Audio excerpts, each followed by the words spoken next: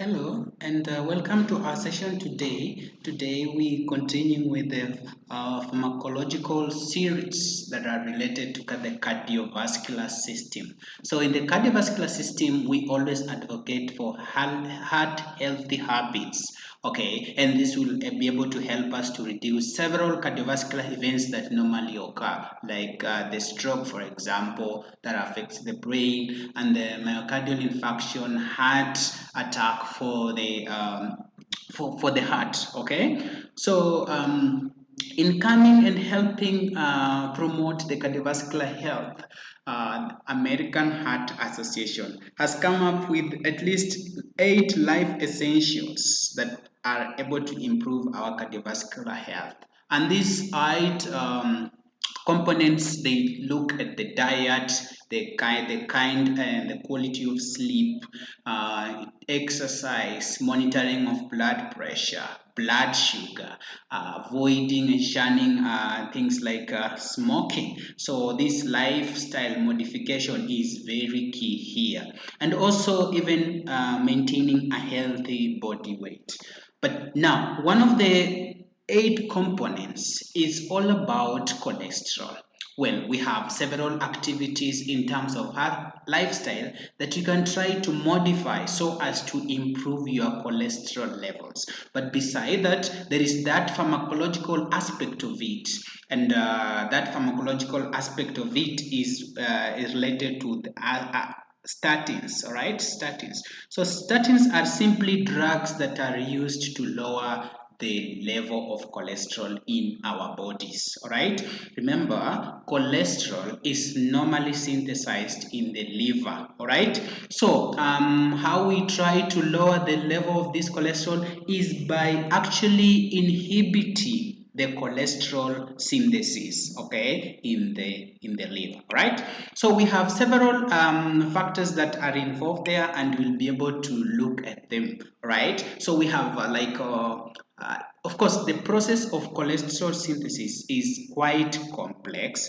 but in our case, we could summarize it into 5 steps. All right, okay, so we start with the first step in cholesterol synthesis is the formation of acetyl-CoA formation. Okay, so cholesterol synthesis normally begins with the formation of acetyl-CoA enzymes, and this is normally happens derived from carbohydrates that we consume, the proteins that we consume, and even fat. In short, the food components that we take. Right, so from there, after forming the acetyl-CoA, the acetyl-CoA now molecule will combine to form another molecule which is called or referred to as the Hmg-CoA. Right, the Hmg-CoA will then be converted to melavonate. Okay, melavonate, and this is normally done by an aid of an enzyme. This enzyme is referred to as the Hmg-CoA reductase. Guys, this is an important step in the process of cholesterol synthesis. Okay, it is the step that is limiting. All right, so it directs this process. Guys, pharmacologically, this is where we normally target, so that we target this enzyme by giving Hmg-CoA enzyme reductase inhibitors. All right, and those are the statins. All right, statins are also referred to as the Hmg-CoA enzyme reductase inhibitors. All right, okay, so after the conversion, of course, for the melavonate, it will form a cycline, and then cycline lastly will form now the cholesterol. Okay, so if we are able to block these enzymes, then actually we are able to inhibit the process of cholesterol synthesis. Thus, we can be able to lower the amount of cholesterol in our body.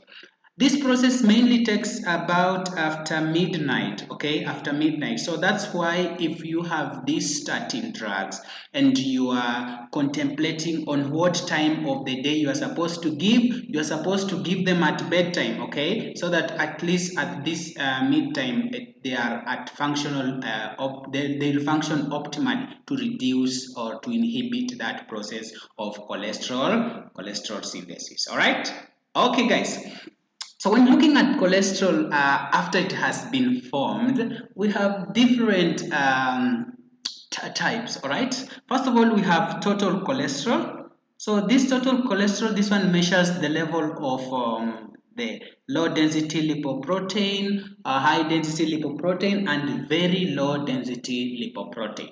For you to function optimally, you must be having this total cholesterol should be less than 200 milligrams per deciliter, okay, with borderline high of 200 to 239, and levels above 240 and above will be considered as high. Remember, if you have high levels of total cholesterol levels, you find that it's normally associated with an increased risk of heart diseases and stroke for that case, okay? So this will be a disadvantage. The second component is the LDL. This is low density lipoprotein, okay? Low density lipoprotein. This is a type of cholesterol where its desired level, okay, should be less than 100, okay. If it's more than 100, then you are at risk of build up of plaque in the blood arterioles, okay, and this will definitely increase the risk of heart disease and stroke, okay. Low density lipoprotein is also referred to as bad cholesterol, okay? So someone tells us, why is it referred to as bad cholesterol, okay? It's because it normally leads to build up of plaque in arteries, all right? And this will increase the risk for heart diseases. Remember, if you have this bad cholesterol, it will attach itself to the blood vessels, all right? After attaching itself to the blood vessels, sometimes you find that these plugs may rupture, and this will impede blood flow, okay? So blood will not be able to flow smoothly in this case. So when you have impeded blood flow, this is when you are going to result with conditions like stroke and even heart attack, all right? Okay, guys. What about the next or the third part of or type of cholesterol? This is what we refer to as high density lipoprotein. All right. It's also commonly referred as good cholesterol, and the reason why it's referred as good cholesterol is because it helps remove the low density lipoprotein from the bloodstream, okay, and directs it to the liver. All right, for metabolism. So this one will help reduce risk of heart diseases. Remember, high density lipoproteins are associated with lower risk of cardiovascular events. All right. So in normal, for us to function optimally, of course, we shall say that it should be less than 40. Okay, we say it's low when it's less than 40 milligrams per deciliter in men and 50 for women. We say it's higher when it's above this 60. All right, when it's above 60 milligrams per deciliter and above. Lastly, we have triglycerides, and these are types of fat found in blood. So the normal for us to, of course, function optimally, it should be less than 150 milligrams per deciliter, with the borderline values of between 150 to 199. It will be considered very high when it's above 500 milligrams per deciliter, all right, and high if it is between 200 to 499. Remember, higher levels, especially when they are combined with these low density lipoproteins and or very low density lipoprotein, will increase your risk of having heart disease, and could even indicate that you have a metabolic syndrome. All right, so that is what you really need to get from this one.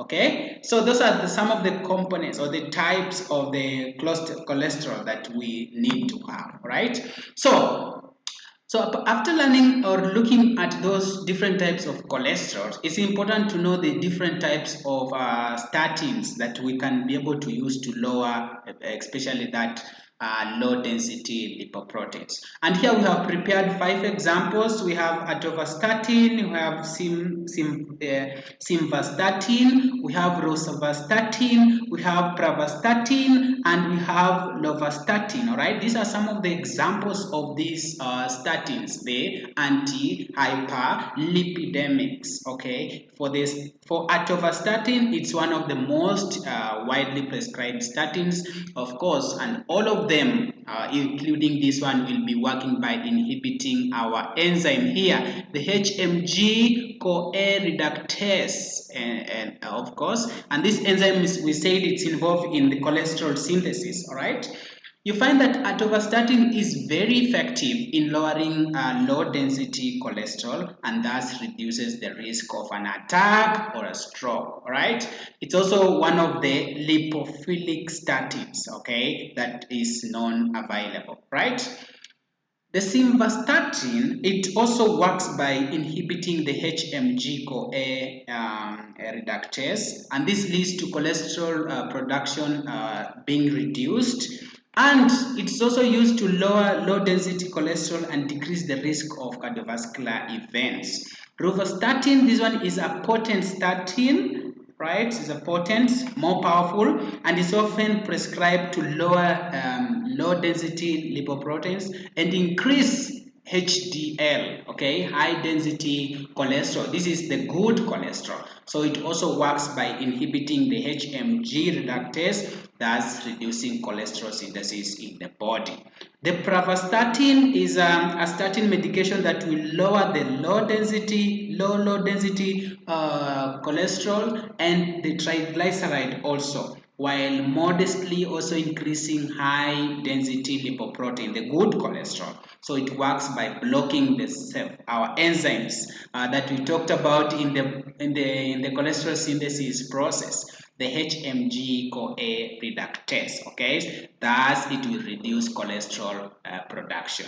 The last one is the lovastatin, and this one is an aldostatin that is less commonly prescribed today. It works similarly by just the same mechanism of the other statins, okay, and this also leads to the reduction of cholesterol synthesis in the liver, thus reducing the amount of cholesterol in the overall body. All right. So with these drugs that will be used to lower the amount of cholesterol in our body, we have referred to them as statins. And statins have several uses, right? So the number one, we can use it to lower cholesterol, of course, low density lipoproteins, and this is what we normally refer to it as bad cholesterol. We can also use it to reduce cardiovascular risk, right? Cardiovascular risk. You know, statins have been shown to significantly reduce the risk of cardiovascular events. So, and some of these events have been noted as heart attacks, of course, strokes, and also the need for coronary revascularization procedures such as angioplasty and the bypass surgery. These statins have also been used or they are used to treating hypercholesteremia. You know, hypercholesteremia is a condition that is characterized by high level of cholesterol in blood. So statins are effective in carrying out this procedure. Number 4 is that they can also be used to prevent atherosclerosis progression. We say that when bad cholesterol, the low density lipoproteins, gets into the blood vessel, it forms plaques, okay, that normally reduces or impairs the perfusion of tissues, all right? So this buildup of plaque in arteries can lead to narrowing and harden the arteries, right? So statins can be used to prevent this. Also, statins can be used to manage familial hypercholesterolemia. Okay, this is simply an inherited condition characterized by exceptionally high levels of low density cholesterol from birth. Right, so we can also use statins to reduce this by interfering or inhibiting the process of cholesterol formation. All right. Lastly, it can also be used in secondary prevention. Statin can also be used in individuals who have already experienced a cardiovascular event such as a heart attack or stroke, and this is just to prevent future events and improve long-term outcomes. All right. Okay, guys. So in these drugs, guys, we could pick our prodrug here, and we have pravastatin sodium. Okay. In terms of classification, therapeutic class, this one is antilipidemics. Okay, antilipidemic is an antilipidemic drug. Pharmacological class, here we have to provide the biological target, and this one we are looking at the Hmg-Coa reductase. So we are going to inhibit this enzyme, and that's why we will be giving the Hmg-Coa coenzymes reductase inhibitors. Okay, available formulations, we have tablets. You could have the 10, the 20, the 40, the 80 milligrams. All right, and it's going to prevent the conversion of the CoA, the Hmg-Coa, into the melavonate. You know, melavonate, from melavonate we go now to cholesterol finally. Okay, but we have said that this is the key stage, and that's what we are going to block using the Hmg-Coa coenzyme reductase. All right. Okay. So the indications, we could adjust the dose for all the indications in patients with renal dysfunction, because these drugs will be excreted through the kidneys. So we could start with the 10 milligrams orally. So in patient taking immunosuppressants, we could begin with 10 milligrams per oral at bedtime. And the reason why we are taking at bedtime, we are targeting that midnight time, where there will be production of more cholesterol, right, in the body. For most patients treated with combination of immunosuppressants and pravastatin will receive up to 20 milligrams, okay, of pravastatin daily. So in patient taking clarithromycin, which is a microlid, we have to limit the dose to 40 milligrams daily. We can also use these statins in primary and secondary prevention of coronary events and hyperlipidemia, and this is, we had mentioned it when you are looking at the general uses. So in adults, we could initially start with the 40 milligrams per oral once daily at the same time each day, with or without regard to food. Then we adjust the dosage every 4 weeks, and this is based on the patient tolerance and response to the drug. The dosage we should range between 10 to 80 milligrams. Okay, remember our 80 is our maximum in most of the cases.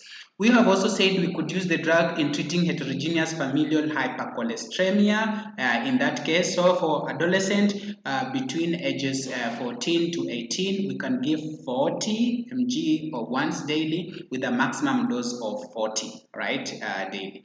For children between 8 to 13 years, we could do 20 milligrams once daily with a maximum of 20 for that case, right? So we need to give this this drug, I mean, without regard for meals. Okay, we are only interested with the timing for that case. Okay, so if the patient is also taking a bile acid resin like the cholestyramine or cholesterol, we have to administer pravastatin 1 hour before or 4 hours after the resin. Okay, to avoid the interactions. Okay. We have already said that these drugs they work by inhibiting the Hmg-Coa reductase, which is an early and also late remitting stage. Okay, early and late remitting step in cholesterol biosynthesis. So it's the most important step in that process. Okay.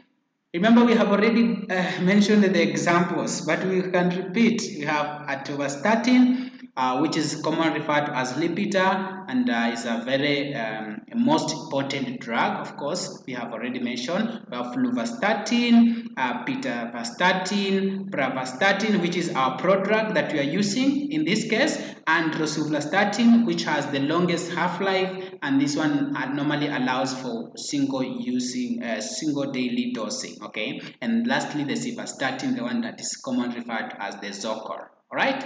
Okay, guys, you have that process, and this is our target in our process. Okay, we are preventing conversion of the Hmg-Coa to the melavonate, which is subsequently converted to citrulline and finally and finally the cholesterol. All right, I hope you can be able to see that. When it comes to side effects, we normally have the mnemonic muscle pain, all right, muscle pain, okay. Starting with M, whoa, commonly patients will be having, presenting with this muscle pain or weakness, and this is one of the most common side effects of the statins and its muscle-related symptoms. So patients will present with pain, tenderness, or weakness, okay, and this can range from mild discomfort to even severe muscle damage, okay. So what we fear most in that case is what we refer to as the rhabdomyolysis. So we shall be looking at the CK, creatinine kinase, okay. So when you find it is 10 times the higher limits, okay, we have to stop our drug, okay, because this is severe toxicity, right? Severe toxicity. When you find it is 10 times the higher limits of this CK. All right.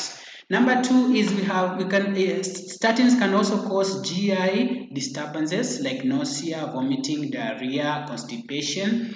We also have liver toxicity, so we shall be observing and monitoring the LFTs, okay, liver function tests, okay, so that we observe if they have if they are elevated. Of course, it's essential to monitor liver function tests periodically during the statin therapy. Next for C is we have cognitive impairment. So you find some individuals, patients may experience cognitive side effects such as memory loss, confusion while taking these statins.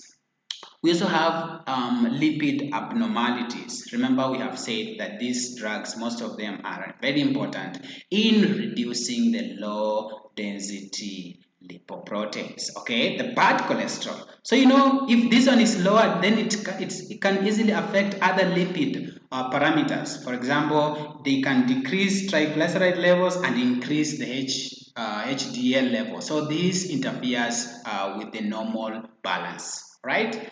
Okay, then we have also elevated blood sugar, and this could be a problem in patients with DM, right? In DM, or it can even predispose patients in developing type 2 diabetes, okay. So statin therapy may lead to elevated blood sugar levels and worsen glycemic control, right? So that could predispose the patient to type 2 diabetes, all right. Okay, what about P? P is for peripheral neuropathy. So statins may also cause nerve damage, leading to symptoms such as tingling, numbness, or weakness in the extremities. Allergy, although uncommon, some individuals you may find they'll experience allergic reactions while they are using these drugs, which will range from mild skin rashes to severe anaphylaxis. We also have insomnia, where patients are presenting with sleep disturbances, including difficulty falling asleep or staying asleep, okay, for that case. Lastly, we have neuromuscular disorders, where statins may exacerbate pre-existing neuromuscular disorders or increase the risk of developing such condition, particularly in susceptible individuals. Okay, in terms of interactions, we have already mentioned the cholestyramine and cholesterol. Okay, so you may find that these drugs may decrease pravastatin level. So you have to give pravastatin either 1 hour before or 4 hours after these drugs. Also, clarithromycin, it may increase pravastatin. So you have now to limit pravastatin to 8 to 40 daily, as opposed to the 80 that we had mentioned for a normal patients. All right. Also for the colchicine, this may increase the risk of myopathy and rhabdomyolysis, so you have to consider therapy modification, while the cyclosporine may increase pravastatin levels and other pravastatin-related adverse reactions. So for concomitant use, you can't be avoided, you have to limit pravastatin to 80 to 50, to 20 as opposed to the 80 for a normal patient. All right. Okay, so you have also to do some alerting in case you are using these antivirals like the darunavir, ritonavir, lopinavir, especially the protein inhibitors, as they may increase pravastatin level and risk of myopathy and rhabdomyolysis will increase, alright? So you have to use together cautiously. For erythromycin, microlide also, it may increase pravastatin level, so you have to monitor. The therapy. Now we have drugs that will cause severe rhabdomyolysis. All right, they increase the risk of muscle damage. Right, so this is the fibrobrides, the phenobrides, and the gemfiprozil, okay, they increase risk of myopathy and rhabdomyolysis. So the usage of these drugs and with statins can increase the risk of rhabdomyolysis, all right? And rhabdomyolysis is simply the breakdown of skeletal muscles, which normally leads to renal failure, all right? Because of increased creatinine kinase, okay? So you have to avoid the use of this one, okay? And for you to know this one, you said we'll be monitoring the CK. So if you find it is 10 times the higher limits, you have to stop the drug because this is a severe toxicity, right? Okay, these drugs are also hepatotoxic, okay, so the risk increases. You also avoid co-use of other drugs that will also lead to the same. When you use the niacin, this one may increase skeletal muscle effect, so you have to consider pravastatin dosage reduction. All right? Okay. We can proceed by looking also at the protease inhibitors, which may also reduce the pravastatin level, and rifampicin for the anti-TBs, which may decrease pravastatin also, and also warfarin, and this warfarin may increase anticoagulation effect of the warfarin. Okay, so co-use with pravastatin will increase the anticoagulative effect of the warfarin. So you have to monitor the therapy for that case. What about for the herbs, guys? You know, for the herbs, the non-herbs could be the cover, which may increase the risk of hepatotoxicity. So you have to discourage the usage, okay? They use together, okay? Then you have the red yeast rice, all right? So this may increase the risk of adverse reaction because herb contains compounds similar to those in the drug, okay? So discourage the use together, right? Next, we have the drug food, okay? The drug food interactions. We have the oat bran. Oat bran may decrease the effectiveness of pravastatin, so separate administration times as much as possible. While the grapefruit or grape juice consumption may increase toxicity, okay, so it places the patient at more increased risk of the rhabdomyolysis. So you're going to be having more myoglobin in blood, okay, because of muscle breakdown, okay. Remember, there is no cure for this, for most of these problems. So you have to ensure that and communicate to the patient that when you do appropriate exercise and actually some lifestyle modification is when you are going to really reduce the amount of cholesterol in the body. All right. So for the alcohol use, you find that alcohol, when you co-use the pravastatin and alcohol use, they may increase the risk of hepatotoxicity. So you have to discourage the use of the two. Generally, pravastatin has effects on the lab test where you find the liver enzymes, they are elevated, the LT, the AST, the CK, the LP, the HBIS. Also, you find that the glucose will increase and also the bilirubin levels. Remember, we have said if you find that the CK, creatinine kinase, is 10 times higher, the higher limits, you stop the drug, okay? You stop the drug because this is severe toxicity, all right? Okay, This drug could also alter the thyroid function test, so it must be monitored. This drug is contraindicated to patients who have problems with the liver. Remember, in terms of metabolism, these statins are primarily metabolized in the liver. So as they are processed, they interfere with also the liver function in some individuals, and this one will be shown by those elevated liver enzymes. So this elevation in liver enzymes is often transient and it's not an indicative of liver damage, okay, but it will worsen when you use with other substances, all right, other substances. In terms of pregnancy, these drugs, you find that they may cause fetal harm. So using during pregnancy is contraindicated unless benefits to the patient will outweigh the fetal risk. So you have to discontinue the drug before conception. If the pregnancy occurs during the therapy, you have to talk to the patient about the fetal risks with continued use in pregnancy. So this drug has been found to be appearing in human milk, so it is contraindicated in breastfeeding, right? Okay, so in terms of nursing consideration, guys, patients should follow a diet restricted in saturated and cholesterol. Guys, a link will be popping up on the different types of diet for different types of patient, right? But in this case, we are going to restrict saturated fat and cholesterol during therapy, all right? Okay, guys, so that should also be looked at for more cases, okay, so that we can be able to appreciate in totality. In in final case, you need to instruct the patient in safe administration of the drug so that you're telling them to be taking them at bedtime so that they can be active during the mid time when cholesterol will be formed more in the body. You have to tell the patient to report adverse reaction, especially the muscle pain, all right, for fear of the rhabdomyolysis, all right.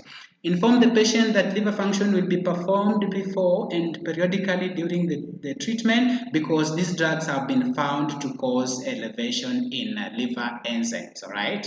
Okay, you have to tell the patient to promptly report signs and symptoms of liver injury, right, and also which could include maybe fatigue, anorexia, right, upper quadrant discomfort, dark urine, or jaundice. So that will be showing that somebody has liver problem, liver injury.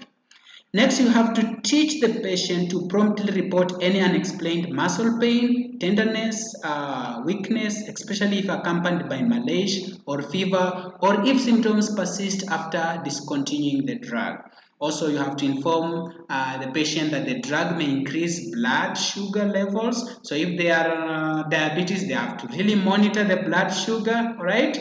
However, the cardiovascular benefits are thought to outweigh and the slight increase in the risk, all right? So if you try to compare, you find that we have more cardiovascular benefits than just the rise in the blood sugar.